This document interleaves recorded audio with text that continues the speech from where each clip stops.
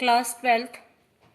बेटा, आज मैं अपने बोर्ड एग्जाम के बच्चों को और अपने 12वीं कक्षा जो मेरे विद्यालय में हैं उन बच्चों को सप्रसंग व्याख्या और काव्य सौंदर्य समझाने जा रही हूँ। सप्रसंग व्याख्या इस तरह से कविताओं पर आधारित आती हैं। जैसे उदाहरण के लिए मैं देवसेना का गीत कविता ले रही हूँ। ये सप्रसंग व्याख्या 1, 2, 3, 4 इस तरह के चरणों से जूझते हुए आपके 6 नंबर बनते हैं। ठीक है बेटा। एक प्रश्न आता है, सप्रसंग व्याख्या कीजिए। आपको एक पैरा दिया जाता है। उस पैरे को पढ़ने के बाद आप सप्रसंग व्याख्या का निर्माण करते हैं, जो कि 6 अंक की आती है। ठीक है बेटा। 6 के भी आती हैं और 8 के भी आ सकती हैं।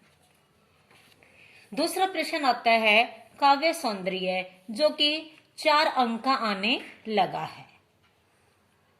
8 और ये 4, 12 नंबर का आपको तरीका समझाना है, जो 12 में से आपको 12 नंबर लेने हैं।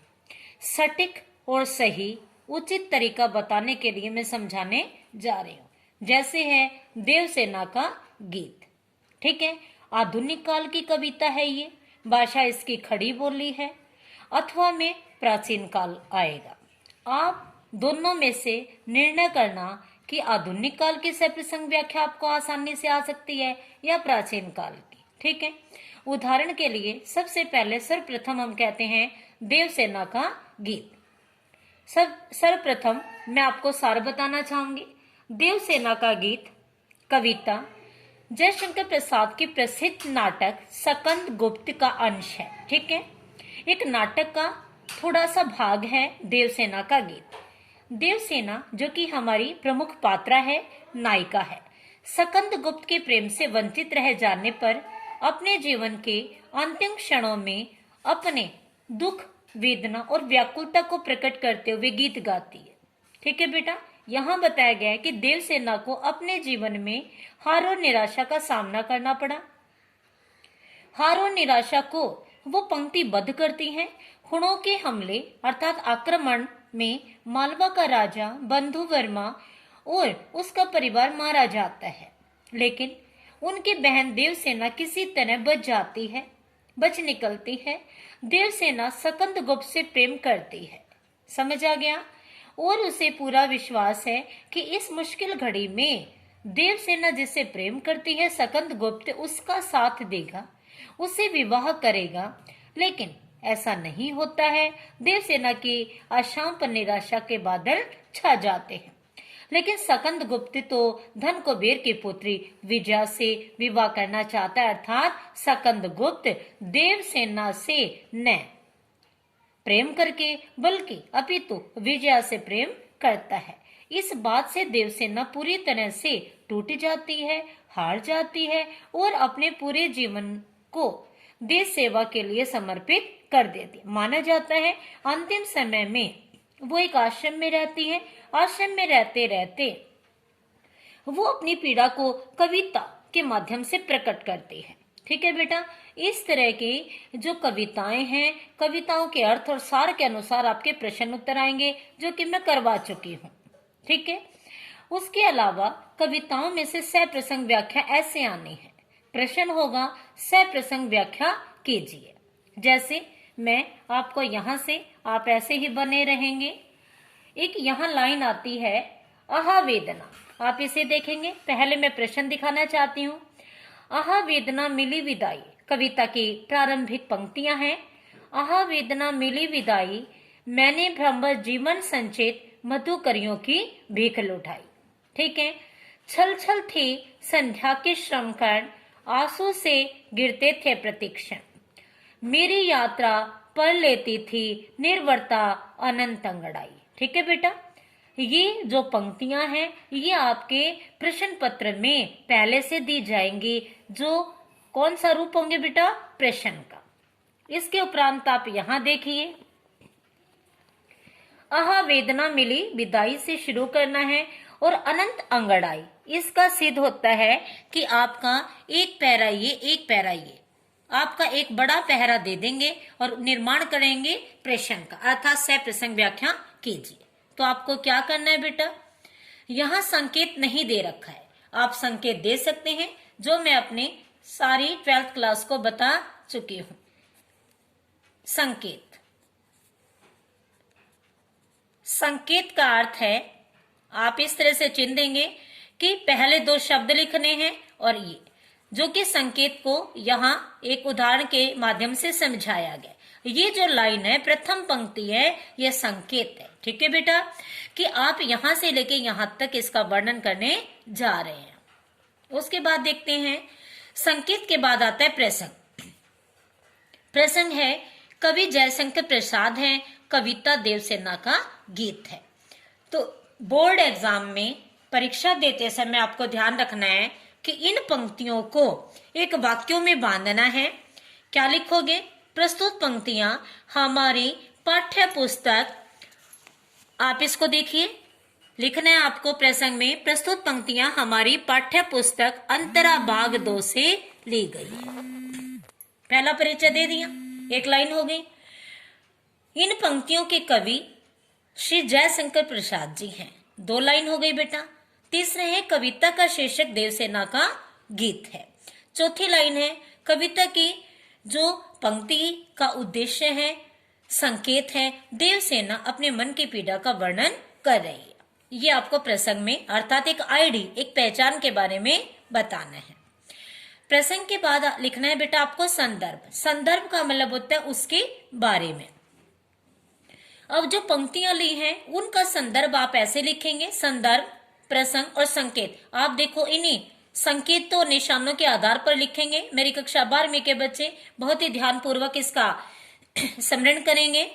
संदर्भ, इसमें जो पंक्तियां दी होंगी बेटा, ठीक है, जो मैंने आपको यहाँ बताई है, यहां से लेके यहां तक। बोर्ड के एग्जाम की एक अच्छी तैयारी हेतु मैं आपके लिए ये वीडियो रेडी कर रही हूँ। सभी बच्चे आशा ध्यान से सुनेंगे। अगर ये 2 पैरे आते हैं तो आपने प्रसंग में, संकेत में उनके बारे में बता दिया। तीसरा चरण है संदर्भ। इसमें देवसेना अर्थात इसमें या इन पंक्तियों में देवसेना अपने दुख और संघर्षों का वर्णन करते हुए कहती है कि उसके जीवन यात्रा पर अगर किसी ने अधिकार किया है तो वह एकमात्र उसका अकेलापन है। अगर ये पंक्ति आप सोचते हैं मुश्किल है तो आप ये भी लिख सकते हो कि इन पंक्तियों में देवसेना अपने जीवन में आने वाले कष्टों का वर्णन करते हुए कहती है कि उसके जीवन में अकेलेपन के अतिरिक्त कुछ भी नहीं है, सदैव उसे दुख और पीड़ा का सामना करना पड़ा है। संदर्भ बेटा हमेशा बोर्ड एग्जाम्स में 2.5 या 3 पंक्ति का ही लिखना चाहिए, क्योंकि पूरी सह प्रसंग व्याख्या 6 या 8 अंक की आती हैं तो सभी के अंक वितरित होते हैं। ठीक है, प्रसंग, संदर्भ, उसके बाद है बेटा व्याख्या। व्याख्या के स्थान पर आप सरलार्थ भी लिख सकते हैं। इसका अर्थ होता है कि जो पंक्तियां प्रश्न भाव में आई हैं उनका आपकी भाषा में अर्थ बताना। अब इन पंक्तियों के माध्यम से मैं यहाँ व्याख्या बता रही हूँ। देवसेना कहती है, क्या इन पंक्तियों में देवसेना कहना चाहती है मुझे जीवन के अंतिम क्षणों में भी दुख और पीड़ा ही मिल रही है। यहाँ मेरे बच्चे थोड़ा ध्यान देंगे कि आपको क्या करना है। बोर्ड एग्जाम्स के स्टूडेंट्स को ध्यान से देखना है कि जो ये पंक्तियां हैं आप उन्हें एक एक पंक्ति को पढ़ेंगे और अपनी भाषा में जवाब देने लगेंगे। आहा वेदना मिली विदाई, इस पंक्ति का वर्णन कौन कर रहा है? देवसेना कर रही है। तो प्रस्तुत पंक्तियों में देवसेना कहती है, ये कहती है। ठीक है बेटा, मैंने ब्रह्म जीवन संचित, अर्थात उसका मानना है कि मैंने जीवन में धोखे में आकर ही सारी यादों को संजोया। इस तरीके से आप हर शब्द का, हर पंक्ति का पूर्ण रूप से वर्णन करते जाएंगे। यही पूर्ण वर्णन सरलार्थ या व्याख्या कहलाते हैं। जैसे देवसेना कहती है, मुझे जीवन के अंतिम क्षणों में भी दुख और पीड़ा ही मिल रही है। मैंने अपना सारा जीवन इसी आशा में गुजार दिया कि सकंदगुप्त मुझसे प्रेम करता है, लेकिन यह तो मात्र मेरा वहम था, भ्रम था, धोखा था, छल था, छलावा था। इसी कारण मैंने अपने जीवन को देश सेवा के लिए समर्पित कर दिया, अर्थात अपने जीवन की मधुर यादों को दान कर दिया है। अतः जीवन के अंतिम पलों में, क्षणों में भी मुझे दुख मिल रहे हैं। ऐसा लग प्रतीत हो रहा है मानो संध्या भी उसके दुख में आंसू। संध्या शब्द यहाँ मेरे बच्चों उसके जीवन की अधेड़ उम्र आई है। जीवन के जो सूर्य का प्रवेश हुआ था उसके जीवन में, जीवन का सूर्य का अंत भी होने वाला है, अर्थात मृत्यु उसकी समीप है। ऐसे लगता है कि संध्या भी, उसका जीवन भी आंसू बहा रहा है। ऐसा लगता है मानो उसका जीवन रूपी यात्रा में अगर कोई साथ दे रहा है, साथ चल रहा है, तो वह उसका अकेला या एकांकीपन है। सप्रसंग व्याख्या आप 4.5 4 लाइन या 5 लाइन लिख सकते हैं। ठीक है बेटा। उसके बाद आप उस लाइन को छोड़ देंगे। अगला पड़ाव शुरू होगा विशेष। विशेष में जो पंक्तियां आपकी आई हैं, इनके अनुसार व्याकरणिक तरीके से जो कवि ने विशेषता दर्शाई है, आप उनका वर्णन करेंगे। जैसे देवसेना, मेरे बच्चे ध्यान से देखेंगे। पहला विशेष क्या हो जाएगा? देवसेना के जीवन संघर्षों का सजीव चित्रण है। ये कहा जाता है एक गागर में सागर भरने की पद्धति को अपनाना है। ठीक है। देवसेना के जीवन संघर्षों का सजीव चित्रण है, अर्थात सजीव वर्णन किया है। तदुपरांत आप देखेंगे, ठीक है, फिर आप दूसरा लिखेंगे खड़ी बोली का प्रयोग है, मुक्त छंद की रचना है। ध्यान देंगे कक्षा 12वीं के सभी बच्चे, जो भी आधुनिक काल की कविताएं हैं वो मुक्त छंद की रचनाएं हैं। उनमें छंदों की जो सीमा है अधिक अनिवार्यता से उन्हें लागू नहीं किया गया है एक निश्चित मात्रा में, इसलिए आप कहेंगे मुक्त छंद है, छायावादी रचना है, करुण रस है। अलंकार कौन सा है? जो पंक्तियों में अलंकार आता है, जैसे यहाँ दिखाया है अनंत निर्वरता, अनंत अंगड़ाई। ए वर्ण की आवृत्ति के कारण बेटा अनुप्रास है। आंसू से, आंसू के समान उपमा अलंकार है, तो यहाँ उपमा अनुप्रास और यहाँ संध्या की बात की है जो मानवीय यानी कि प्राकृतिक शब्दों का जब मानवीकरण होता है तो उस कविता में मानवीकरण अलंकार पाया जाता है। तो आप कहेंगे इस पहरे के अनुसार अनुप्रास अलंकार है, उपमा अलंकार है और मानवीकरण अलंकार है। रस कौन सा है? करुण रस है। तो आपको ये लिखना है, अर्थात यहाँ आपने देखा सप्रसंग व्याख्या जो बिल्कुल ही सरलता से हम पूरे अंक कैसे अर्जित कर सकते हैं। ऐसे कर सकते हैं कि आपको पंक्तियों को देखना है, तुरंत आपको लिखना है संकेत। प्रसंग में कवि, कविता का नाम, क्या कहा गया है, पाठ्य पुस्तक। संदर्भ में पंक्ति के द्वारा क्या बताया जा रहा है उसे संक्षिप्त रूप देंगे, उसे पहले लिखेंगे संदर्भ। व्याख्या में जो का त्यों आप अपनी भाषा शैली में इन पंक्तियों को उतारते जाएंगे। फिर आता है विशेष। विशेष में आपके 5 उदाहरण हो जाने चाहिए। कवि, कविता का नाम क्या है, रस है, छंद है, अलंकार है और कविता क्या संदेश देती है। उसके बाद एक प्रश्न आता है, ये बेटा आपका 6 अंक का बना है, 6 अंक का आ जाएगा, या आता है 8 अंक का। ठीक है। जो 4 अंक का प्रश्न आता है काव्य सौंदर्य, इसे ध्यानपूर्वक देखेंगे।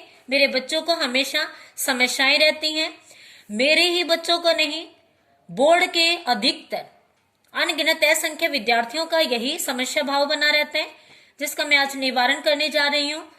आप काव्य सौंदर्य कैसे करेंगे? जैसे उदाहरण के लिए आपको ये पंक्तियां दे दी है, इसी कविता की पंक्ति का उदाहरण दे रही हूँ। श्रमित स्वपन की मधुमाया में, गहन विपिन की तरु छाया में, पथिक को निंदी श्रुति में किसने, यह विहा की तान उठाई। ठीक है बेटा। काव्य सौंदर्य में सदैव 2 पंक्तियां या अधिक से अधिक 3 पंक्तियों का वर्णन किया जाता है। आपको क्या करना है, काव्य सौंदर्य करने से पहले यहां लिखना है भाव पक्ष। अगर आपको पक्ष नहीं लिखना तो यहां भाव सौंदर्य लिख सकते हैं। पेन, भाव सौंदर्य। भाव सौंदर्य करने से पहले आपको क्या करना है, क्या दिखाया है उन पंक्तियों को देखना है। तो काव्य सौंदर्य तो प्रश्न है, काव्य सौंदर्य करने से पहले बेटा आपको देखना है, पंक्तियों को देखोगे आप, कौन सी पंक्तियों को क्या किया गया, ठीक है। फिर इन पंक्तियों को पढ़ना है, पढ़ लिया। उसके बाद आप करेंगे भाव सौंदर्य। भाव सौंदर्य का मतलब होता है इसका अर्थ बताना, और अर्थ भी सदैव जो आपके बोर्ड की आंसर शीट आएंगी, उन लंबी ऐसी आती है आंसर शीट, उन आंसर शीट्स को जो पृष्ठ होगा उसमें 3.5 या 4 लाइन भरनी है, ठीक है। जैसे भाव सौंदर्य या भाव पक्ष है, आप कहोगे इस प्रश्न के अनुसार इसके माध्यम से देवसेना कहती है कि जिस प्रकार दिन भर के थके हारे पथिक को कोई भी मधुर गीत अच्छा नहीं लगता, अर्थात वो विश्राम करना चाहता है क्योंकि वो अलसाया है, दुखी है, उसका शरीर परिश्रम करते करते थक गया, उसी प्रकार अपने जीवन के संघर्षों से थकी हारी देवसेना को सकंद गुप्त का प्रेम प्रसंग अच्छा नहीं लगता, ठीक है बेटा।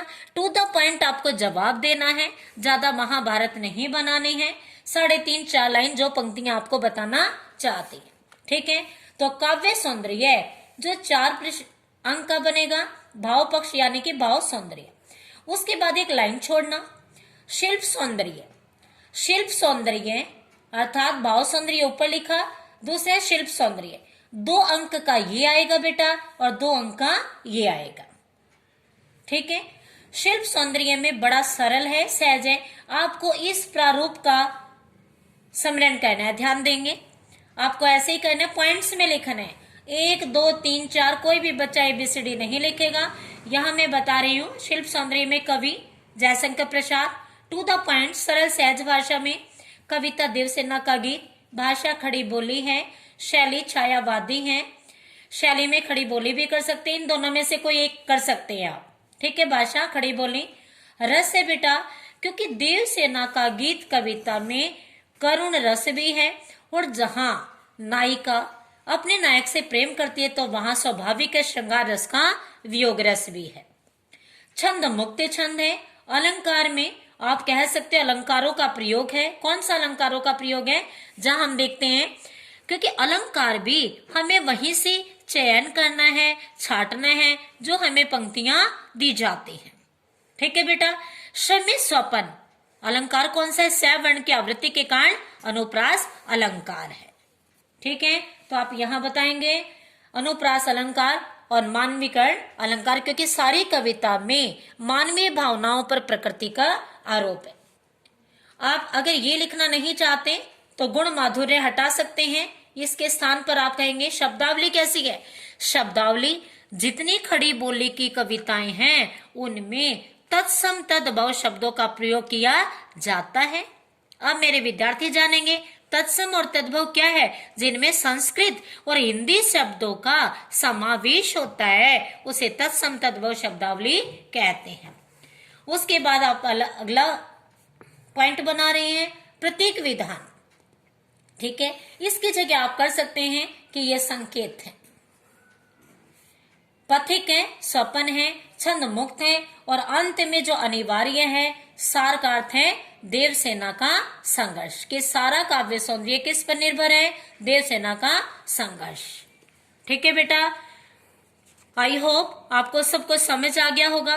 मैं एक बार फिर सरसरी तौर से अपने बच्चों के अच्छे अंक हेतु प्रयासरत हूं और बताना चाहती हूँ, सप्रसंग व्याख्या में सर्वप्रथम संकेत, प्रसंग, संदर्भ, व्याख्या, विशेष लिखने के बाद आपका 6 या 8 अंक का प्रश्न भाव समाप्त होता है। उसके बाद एक अलग प्रश्न आता है काव्य सौंदर्य। उसमें आपको देखना है कौन सी पंक्ति का हम काव्य सौंदर्य कर रहे हैं, जो आपको अच्छी आई उसी को आप करना प्रारंभ करेंगे। भाव सौंदर्य में उन पंक्तियों का अर्थ बताना है, शिल्प सौंदर्य में उसकी भाषा शैली, इस तरह से इस प्रारूप के अंतर्गत करनी है, ठीक है। लॉकडाउन के दौरान कक्षा 12वीं के बच्चों का अच्छा परीक्षा फल रहे, परिणाम रहे, यही मेरी आशा है।